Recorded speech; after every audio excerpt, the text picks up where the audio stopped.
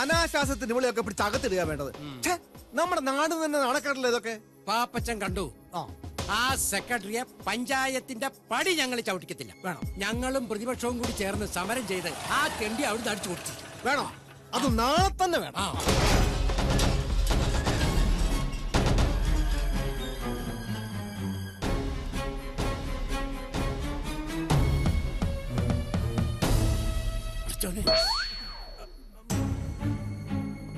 എന്ത് മര്യാദകളോ ഇതൊക്കെ?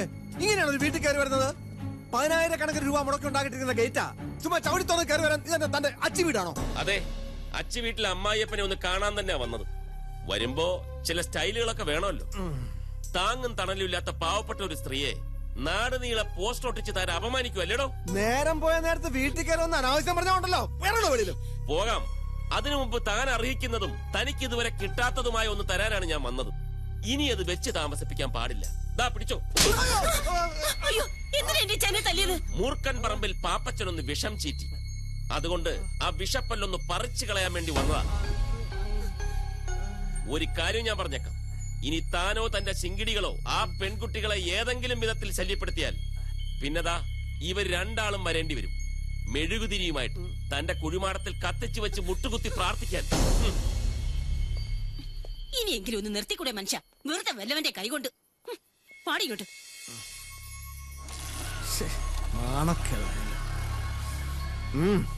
ഇതുകൊണ്ടൊന്നും അവസാനിക്കില്ല. വരട്ടെ, എന്റെ സിബിക്കുട്ടി വരട്ടെ.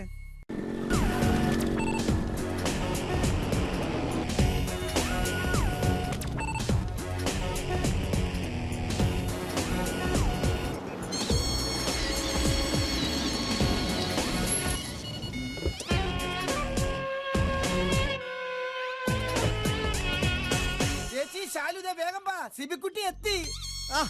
കിടന്ന് കൂവാതടാ, അവൻ ഇങ്ങോട്ട് തന്നെയല്ലേ വരുന്നത്? സന്തോഷം കൊണ്ടല്ലേ മുതലാളി? കുറെ നാളായി സ്കോച്ച് അടിച്ച് വാള് വെച്ചിട്ട് ഇപ്രാവശ്യം അത് നടക്കടാ. എന്റെ സിബിക്കുട്ടി, നീ അമേരിക്കൻ വിമാനത്തിൽ കയറി നടങ്ങിയ നിമിഷം മുതല് ഈ അച്ഛൻ എന്ത് ടെൻഷൻ എന്നറിയാവോ? അയ്യോ, ഇന്നലെ രാത്രി മുഴുവനും ഞങ്ങൾ ടിവിയുടെ മുമ്പിൽ നിന്ന് മാറിയിട്ടേ ഇല്ല. അല്ല, വിമാനം കൂടി കൂട്ടിയിടിച്ച് വല്ല അപകടം ഉണ്ടായെന്ന് അറിയണ്ടേ? Shalu, how are you? Very fine ചിറ്റപ്പ. മോളിയേച്ചി എന്ത് പറയുന്നു? ചേച്ചി എന്ത് പറയാനാ, ചേച്ചിക്കും വെരി ഫൈൻ. ഇവന്റെ സ്വഭാവത്തിൽ ഒരു മാറ്റമില്ല ചേച്ചി. എങ്ങനെ മാറാനാ? ഏത് നേരവും നിന്റെ ഇച്ചായന്റെ കൂടെ അല്ലേ സഹവാസം? മാവിലല്ലേ ഇത്തിക്കണ്ണി പിടിക്കൂ.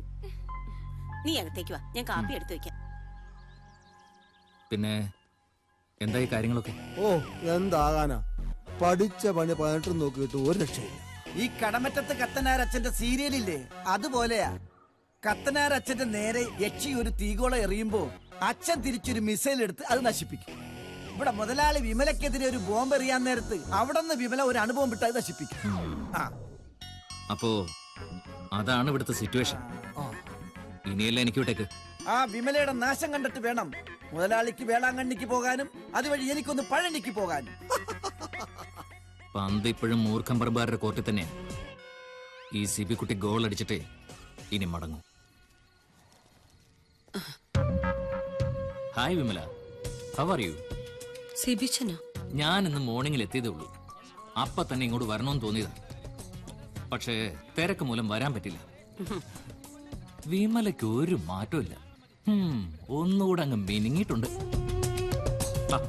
ഇങ്ങനെ നോക്കി നിൽക്കാതെ എന്തെങ്കിലും ഒന്ന് പറയൂ വിമലെ. പ്രത്യേകിച്ച് എന്ത് പറയാനാ സിബിച്ചൻ പോ. 2-3 വർഷം കൊണ്ട് അനിയത്തി കുട്ടികൾ അങ്ങ് വളർന്നല്ലോ. Very very smart and nice. വിളിക്ക് വിമലെ, അവരെ ഞാനൊന്ന് പരിചയപ്പെടുത്തേ. ആരെയാണോ പരിചയപ്പെടേണ്ടേ? പാതിരാത്രിക്കാണോ പരിചയപ്പെടുന്നത്? ഇറങ്ങടാ വെളിയില്. റിലാക്സ് ഡിയർ, ഞാൻ പോവാം. പിന്നെന്താ താമസം? ചേട്ടനും കൊള്ളാം, അനിയനും കൊള്ളാം, എംബോക്കികള്. മൂർഖം പറമ്പി പാപ്പച്ചന്റെ സ്റ്റൈലല്ല എനിക്ക് വേറൊരു സ്റ്റൈലാ. കണ്ണു വെച്ചാ കൊത്തിക്കൊണ്ടേ പോവും. അത് ഈ ടാക്കീസ് ആണെങ്കിലും മറ്റെന്താണേലും. പോടാ.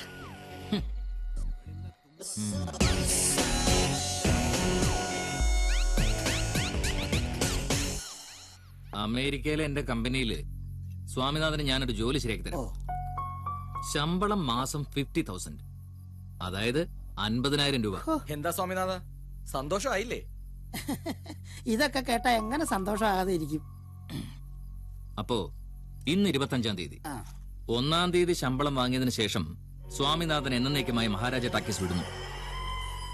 ഈ സ്വാമിനാഥന്റെ കാര്യത്തിൽ എനിക്കൊരു സ്പെഷ്യൽ ഇൻട്രസ്റ്റ് ഒന്നും കൂട്ടിക്കോ. അല്ല അത് പിന്നെ ഞാൻ പോന്നു കഴിഞ്ഞാൽ ടാക്കീസ് പൂട്ടിപ്പോകില്ലേ? പൂട്ടും. അതിന് സ്വാമിക്ക് എന്താ? സ്വാമി പോയ വേറൊരാള്, അത്രേ ഉള്ളൂ.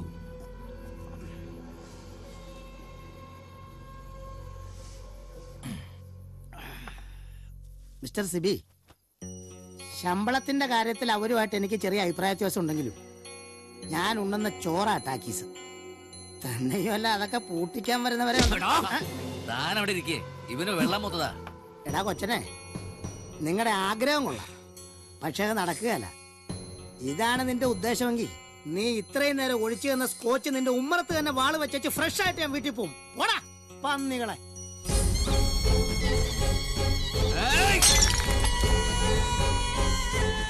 ഇനി വൈകിച്ചുകൂടാ, കത്തിക്കണം ആ ടാക്കീസ്.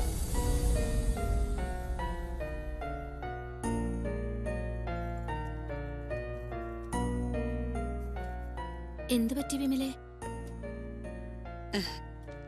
അല്ല, ഈ സ്വാതന്ത്ര്യത്തിന് ജീവനേക്കാൾ വിലയുണ്ടെന്ന് പണ്ടാരോ പറഞ്ഞിട്ടുണ്ടല്ലേ? അതിനിവിടെ ആർക്കാ സ്വാതന്ത്ര്യം ഇല്ലാത്തെ? എന്റെ ഇഷ്ടത്തിനകത്ത് എല്ലാരും ജീവിക്കണമെന്ന് പറയുന്ന ഒരു സ്വാതന്ത്ര്യക്കുറവല്ലേ? ഓ അതാണോ കാര്യം? ആ പിള്ളേരെ എന്തോ വിവരമില്ലാതെ പറഞ്ഞൊന്ന് വെച്ച് 3 ആൾക്കിട്ട് നല്ല കിഴുക്കാ വെച്ചു കൊടുക്കേണ്ടത്. ഈ ടാക്കീസിൽ നിന്ന് മാത്രം കിട്ടുന്ന വരുമാനം മിച്ചം പിടിക്കുന്നതൊക്കെ അവർക്കെന്തെങ്കിലും സ്വരുക്കൂട്ടാനാ. എനിക്ക് വേണ്ടി എന്റെ ജീവിതത്തിൽ ഇഷ്ടപ്പെട്ട് ഞാനൊന്നും വാങ്ങിച്ചിട്ടില്ല, ഒരു സാരി പോലും.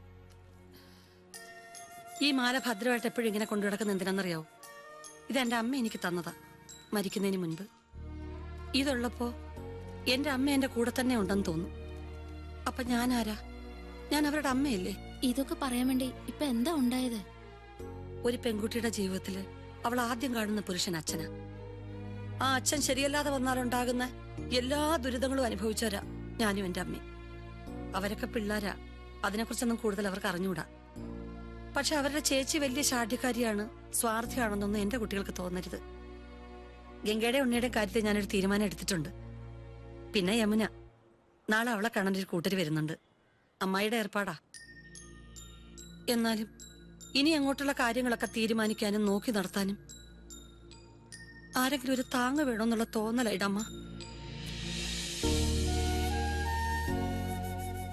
ഞാൻ എല്ലാം തീരുമാനിച്ചു, അമ്മയുടെ അനുവാദത്തോടെ. എല്ലാം അവർക്കൂടെ വേണ്ടിട്ടാ. എന്നിട്ട് അങ്ങനെ അവള് പറഞ്ഞത്? ആര്? ആ ശാലു. ഗംഗേ, നീ ഗണപതി അമ്പലത്തിൽ നിന്ന് പ്രസാദം വാങ്ങാൻ മറക്കരുതേ. ആ നീ വിളക്കൊക്കെ എടുത്തൊന്ന് കഴുകി വെക്ക്. ചേച്ചി എങ്ങോട്ടാ? ഞാനിപ്പോ വരാം. ആ ഇന്ന് തിയേറ്റർ അവധിയാണെന്ന് എഴുതി വെക്കണേ ബോർഡ്, മറക്കല്ലേ.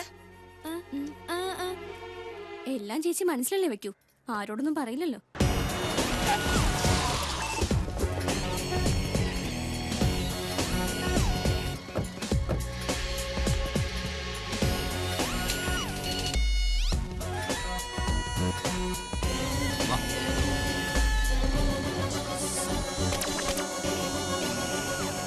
അതെ, രണ്ടുപേരും 2 ഭാഗത്തായിട്ട് നിൽക്കണം, ആരും കാണാൻ നോക്കണം.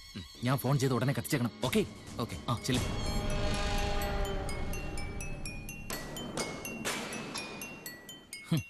ഇന്ന് ഷോ ഉണ്ടായിരിക്കുന്നതല്ല, ഇന്നല്ല, ഇനി ഒരിക്കലും ഷോ ഉണ്ടാവില്ല.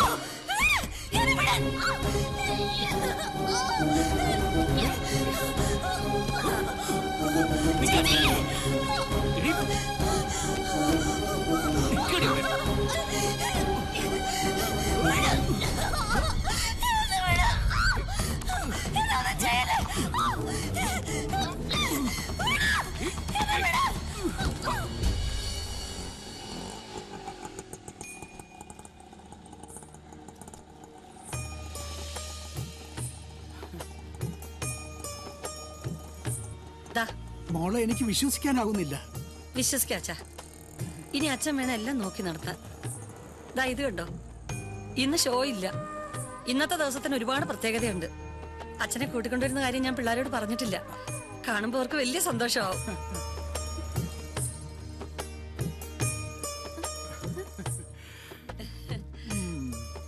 വാ മക്കളെ. ഞെട്ടണ്ട, ഇനി അച്ഛൻ എപ്പോഴും നമ്മുടെ കൂടെ തന്നെ ഉണ്ടാവും. വാ ചെല്ലു മോളെ. ഇവളെന്തിയേ? യമുന, യമുനേ. ഇവിടെ ഉണ്ടായിരുന്നു ചേച്ചി. ഇവളെവിടെ പോയി? യമുനേ, യമുനേ, യമുനേ, യമുനേ, യമുനേ, യമുനേ. അയ്യോ,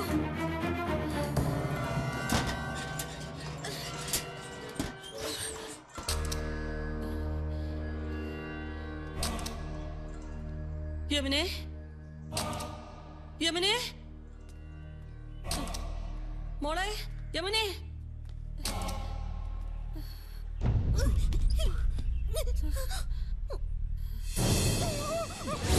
അയ്യോ, അച്ഛാ, അയ്യോ, വിട്, വിടവളെ, വിടറാ, വിട്, വിട്, വിട്, അയ്യോ, നീ മാറണം, അയ്യോ, വിട്, വിടവളെ, വിട്, വിട, വിടവളെ, നീ പോ മോളെ, നീ മാറിപ്പോ. മോളെ ചേച്ചി, വിടടാ എന്റെ മോളെ. അച്ഛാ, അയ്യോ, നീ കൊണ്ട് മാറ്, അയ്യോ, നിങ്ങൾ വാ, നിങ്ങൾ ഇങ്ങോട്ട് മാറ്. അച്ഛാ, അച്ഛാ, അയ്യോ, അച്ഛാ, പിള്ളേരെ നിങ്ങൾ പൊയ്ക്കോ. മോളെ ഇവരെ കൂട്ടി പൊക്കോ, പുറത്തേക്ക് പൊക്കോ. വേഗം പോ, പോ, പോ, പോ, വേഗം പോ. പെട്രോൾ ഒഴിക്കുന്നു. ദ്രോഹികളെ, അച്ഛൻ.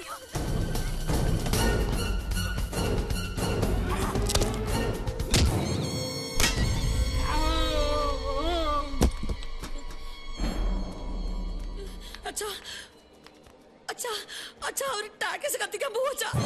അച്ഛാ, അയ്യോ, എന്റെ അച്ഛനെ നീ എന്താണോ ചെയ്തേ? അവൻ ചത്തടി. നിന്നെ നിന്റെ തന്ത ഈ ടാക്കീസിനകത്ത് ചുട്ട് കരിക്കും ഞാൻ. ഇല്ലടാ, ഇത് കത്തുന്നുണ്ടെങ്കിൽ അതിനകത്ത് തീയോ ഉണ്ടാവും.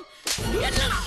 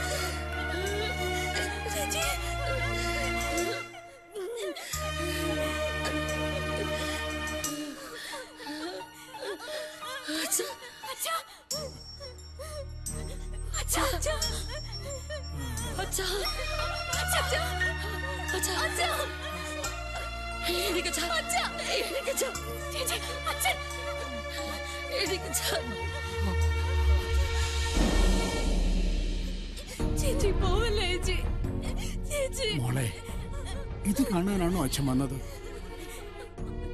ഞാൻ പോകാം നിനക്ക് പകരമായിട്ട്. വേണ്ട അച്ഛാ, പിള്ളേർക്ക് താങ്ങും തണലുമായിട്ട് അച്ഛൻ ഇവിടെ ഉണ്ടാവണം.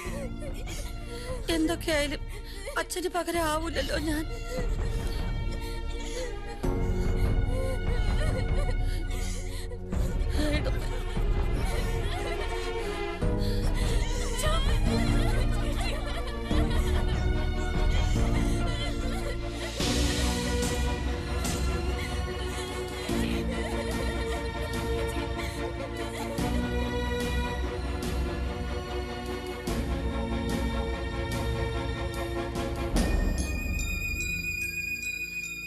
ഇനി വേണോന് സമാധാനമായിട്ട് നാട്ടിൽ നിന്ന് പോവാല്ലോ. നടക്കും. അവിടെ നീ ഇങ്ങനെ മാറി, മാറി ഇങ്ങ്.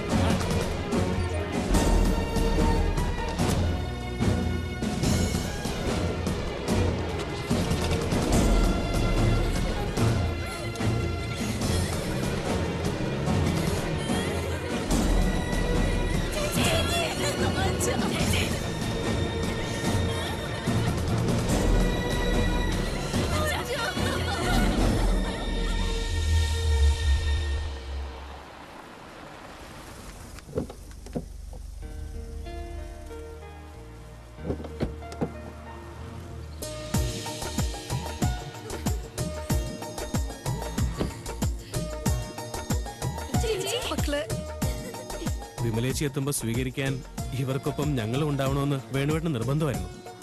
ഇവരുടെ മൂന്നാളുടെയും ഇഷ്ടം സ്വയം മനസ്സിലാക്കി അവര് പോലും അറിയാതെ അത് നടത്തിക്കൊടുക്കാൻ തീരുമാനിച്ച ഈ വലിയ മനസ്സ് ഞാൻ നേരത്തെ കണ്ടിരുന്നു. ഇനി എന്റെ വിമലയ്ക്കും വേണം ഒരാള്. നിറഞ്ഞ മനസ്സോടെ ഞങ്ങൾക്കൊരു ജീവിതം തന്ന വിമലേച്ചിയെ ഞങ്ങൾ വേണുവേട്ടനെ ഏൽപ്പിക്കുകയാണ്. 4 പേരുടെയും കല്യാണം ഈ മഹാരാജ ടാക്കീസിൽ വെച്ച് തന്നെ. അപ്പൊ ഈ സി ക്ലാസ് തിയേറ്ററുകളൊക്കെ കല്യാണ മണ്ഡപങ്ങളാകുന്നു എന്ന് പറയുന്നത് ശരി തന്നെ.